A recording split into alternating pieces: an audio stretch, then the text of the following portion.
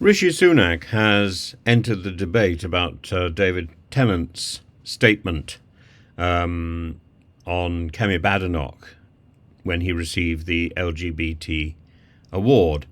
And telling someone to shut up is generally considered disrespectful and dismissive. It can shut down dialogue and prevent the exchange of ideas, which is contrary to the principles of free speech and the promotion of open communication and discussion. The context in which it is said, however, greatly affects its interpretation, whether it's merely informal or decidedly offensive. And I think in the case of David Tennant, it was merely an informality that I think he corrected. Regarding the situation with Rishi Sunak's intervention, Sunak criticised Tennant for telling someone to shut up, asserting it as an affront to free speech, and his perspective would emphasise the importance of maintaining respectful discourse, except that David Tennant is not in a conversation with Kemi Badenough, and there is no public debate or discussion. There are simply pronouncements and edicts.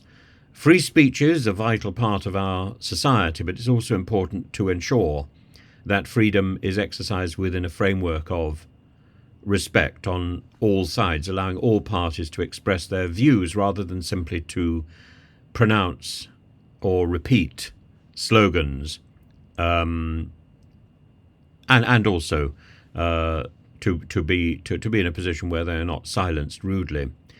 In the context of a cabinet minister sharing cabinet responsibility, Kemi Badenoch is already silenced. Ministers are expected to publicly support agreed upon positions, even if they privately disagree with them, and this principle ensures a unified government front, but can sometimes constrain ministers from speaking freely on personal views if those views are at odds with the official stance.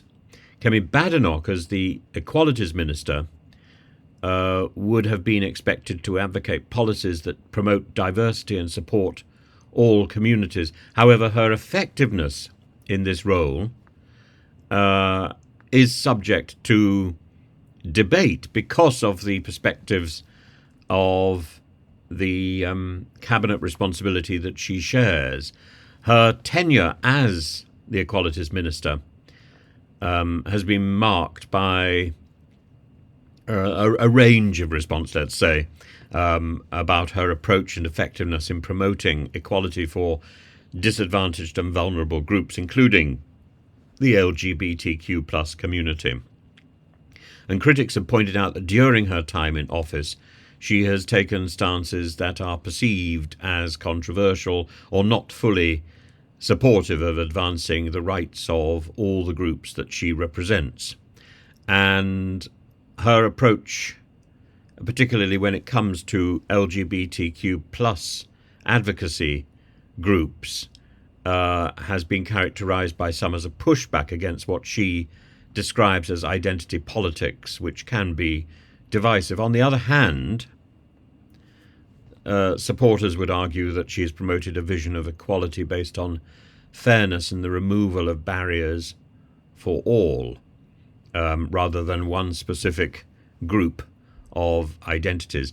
They highlight, her supporters would say, her efforts to address issues like racial and ethnic disparities through various government initiatives and policies. But her tenure has certainly been one of complexity and challenge, as indeed has the latter half of the present Conservative government. And while cabinet responsibility restricts the extent to which she can speak out publicly, it shouldn't restrict the extent to which she can express her opinions within cabinet. And it's a mechanism to promote collective accountability and clear decision-making. It can sometimes lead to tension between personal convictions and official duties, a challenge that politicians need to navigate in their careers and in their daily life and their exchange with the wider community. And I think David Tennant's statements at the beginning of the week were perhaps ill expressed, but no one can doubt that he's looking forward to the point at which Kemi Badenough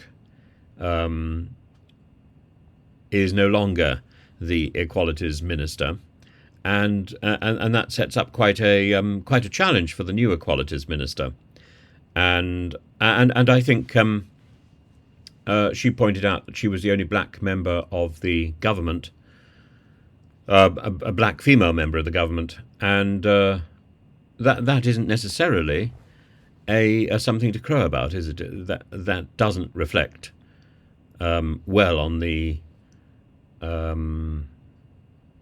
diversity of our cabinet, and that reflects badly, therefore, on the Prime Minister.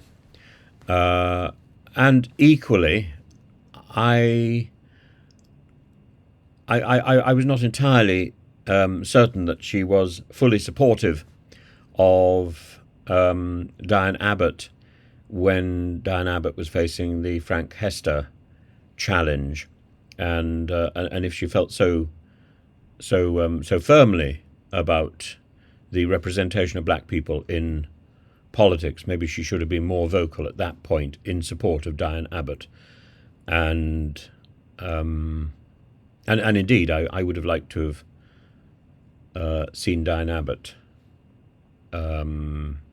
having the whip restored, partly because of what she suffered because of that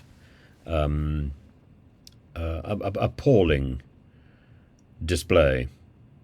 And the Prime Minister is very quick to jump down David Tennant's throat, but was very cautious when it came to Hester.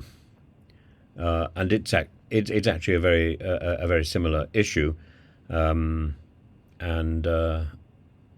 Hester was significantly less apologetic after the event than David Tennant was. David Tennant checked himself the moment he had said what he said, and I think